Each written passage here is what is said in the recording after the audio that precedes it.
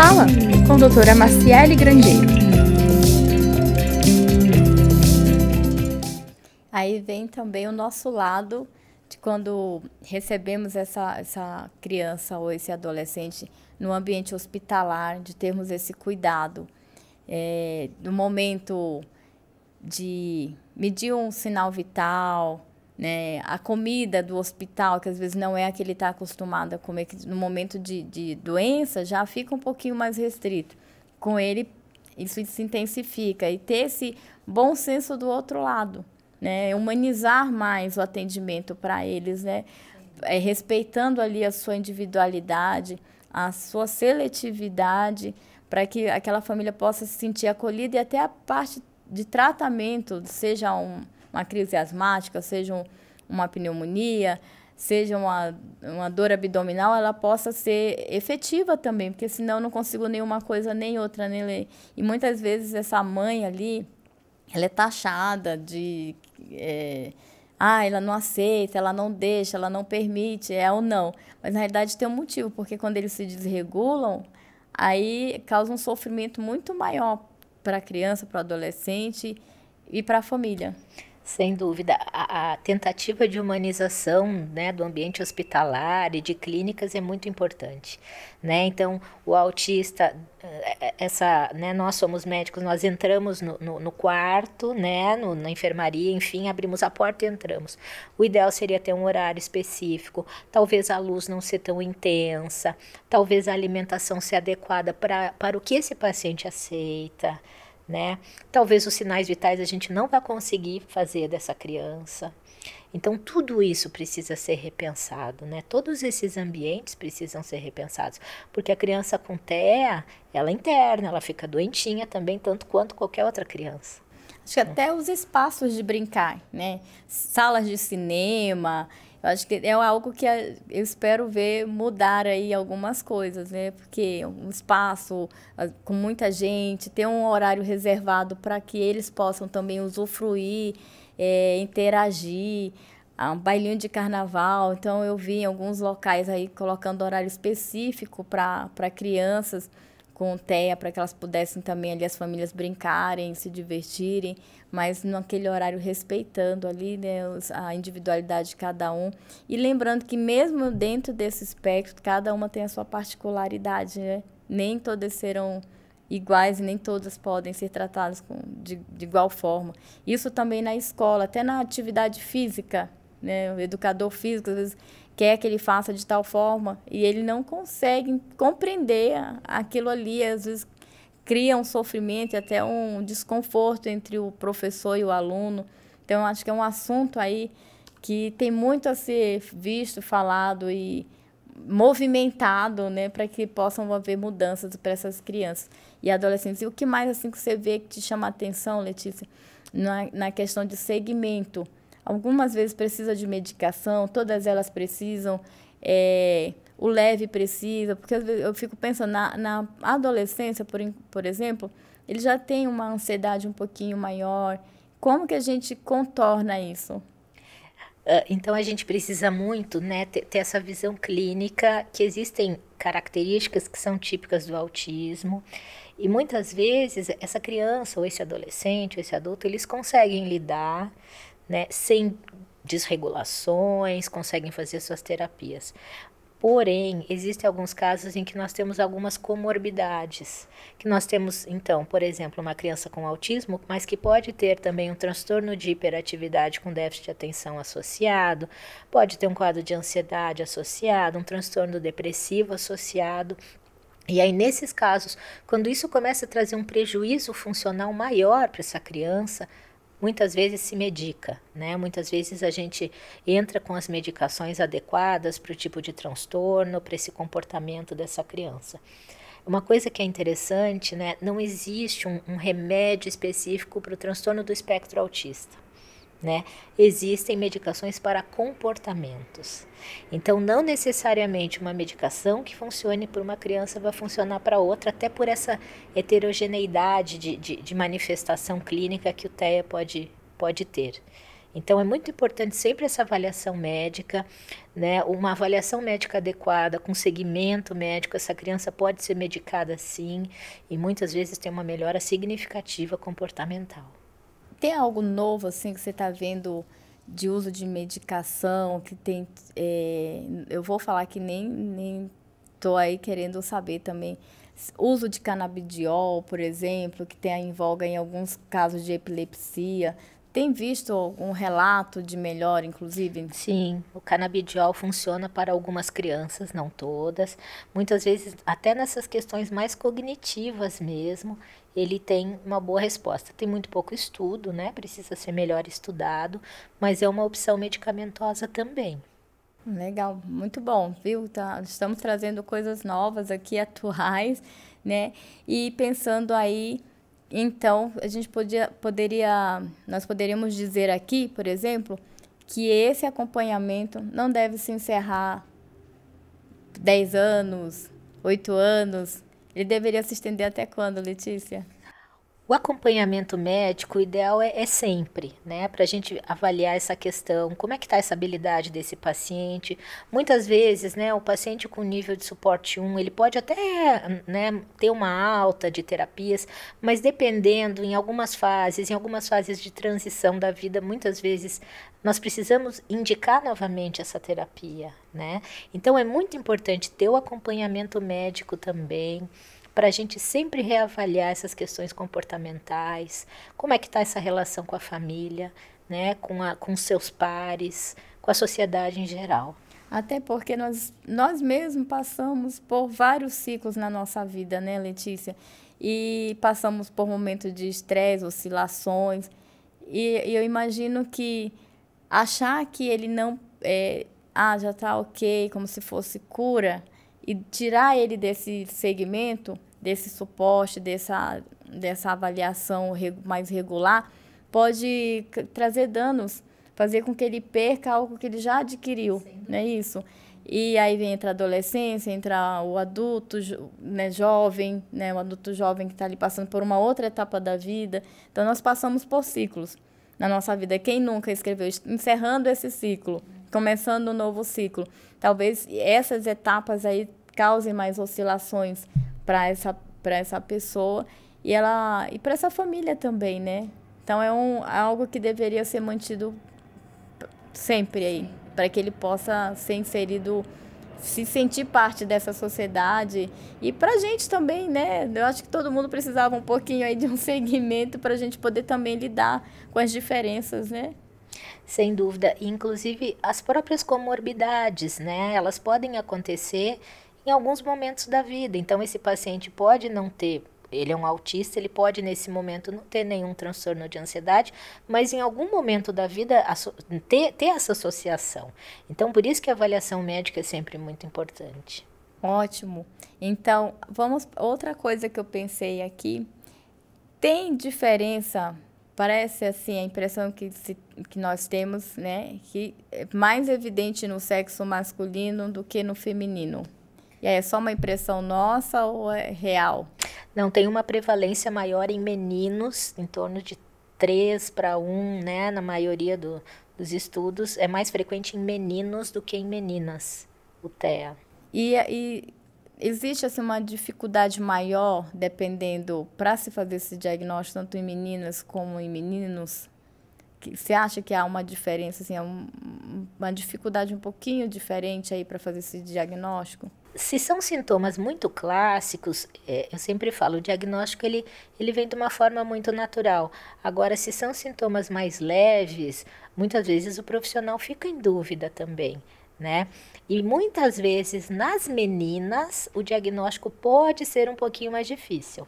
Por que será, Letícia? Porque normalmente os quadros de agitação psicomotora são um pouquinho mais frequentes nos meninos. Então, chama mais atenção a questão comportamental dos meninos. Entendi. Sabe, eu fiquei pensando aqui, tem até uma música que eu acho que que eu fiquei lendo e pensando assim sobre a dificuldade do contato visual E eu pensei na música que fala sobre a luz dos olhos meus, né, de Vinícius. Eu fiquei pensando assim, a alegria daquela mãe, porque a gente fica pensando, a gente olha assim, a maternidade, ela é muito desejada,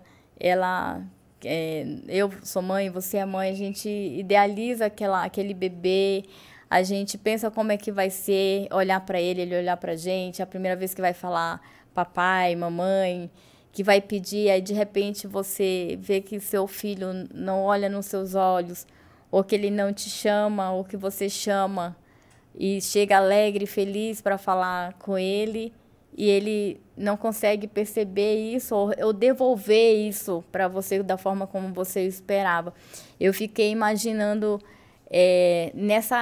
nesse viver dessa mãe. E eu pensei muito que seria muito feliz para aquela mãe no dia que ela consegue a terapia, o acesso, né? Porque a gente sabe que não é tão fácil assim, temos poucos locais a oferecer e de forma gratuita, então, mais difícil ainda. E no dia que ela consegue ver aquela criança pega na mão dela, não para apontar algo que ela quer, né? Eu tô até emocionada. Mas para devolver um pouquinho do que aquela mãe já deu, né? A minha rotina com o Rafa, ela é bem complicada, sabe?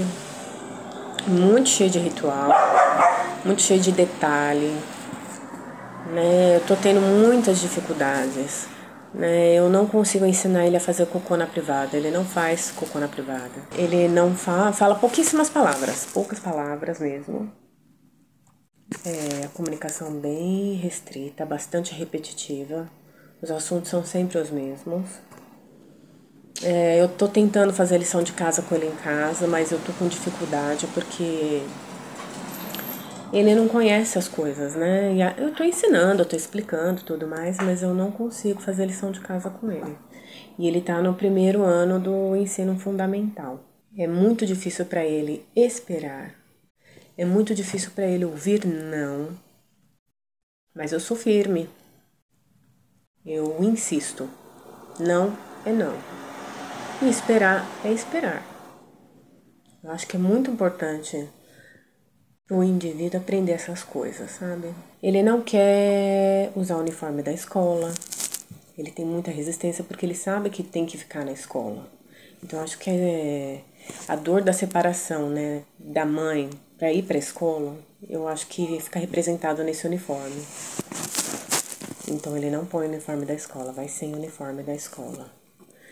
Ele vai com um bichinho de apego também para, né, eu fui orientada, né, pelos profissionais do CAPS a não tirar o bichinho, para deixar ele ir com o bichinho na escola. Ele vai com o bichinho de pelúcia. Na escola ele tem um cuidador, mas não tem um professor para estar adaptando para ele as matérias. Então vai ser um desafio, porque eu acho que eu vou ter que virar professora também. Vou ter que dar um jeito de adaptar, mas aí eu vou procurando na internet. O que eu não sei, eu vou procurando na internet e vou buscando caminhos, né? Aí eu pergunto para outras mães, né, que têm filhos autistas, mas são filhos bem mais velhos do que o Rafa. Então, não tá na mesma idade, mas mesmo assim eu converso, né? Eu pergunto como é que elas fazem com lição de casa, como é que fizeram com a fralda. A vida tá trazendo desafios, muitos desafios, mas eu tô otimista, eu tô conseguindo coisas importantes, voltei pro mercado de trabalho. As coisas estão difíceis com o Rafael, eu vejo mudança, eu vejo poucas mudanças, mas vejo algumas mudanças. Algumas melhoras, poucas, mas alguma coisa pelo menos eu vejo. E eu vou fazendo muita pesquisa, pesquisa de internet, vou vendo muita palestra de internet, alguns doutores que são especializados em autismo, em TOD também, tô começando a assistir também, para tentar trabalhar em casa, fazer da minha casa uma escola para ele. Eu tento aplicar o máximo que eu consigo absorver nessas palestras que eu assisto, nas pesquisas que eu realizo. E eu vou tentando da melhor maneira que dá. Esse é o meu depoimento, tá bom? Um beijo, doutora Marcele, um beijo, doutora Letícia. Até mais. É algo muito importante ver essa família chegar num outro momento, no momento do diagnóstico, parece que meu mundo caiu, e depois no outro momento que ela já consegue ter isso, um pouquinho, ver uma luz maior, né? E quando ela é acolhida nos ambientes que ela vai, né?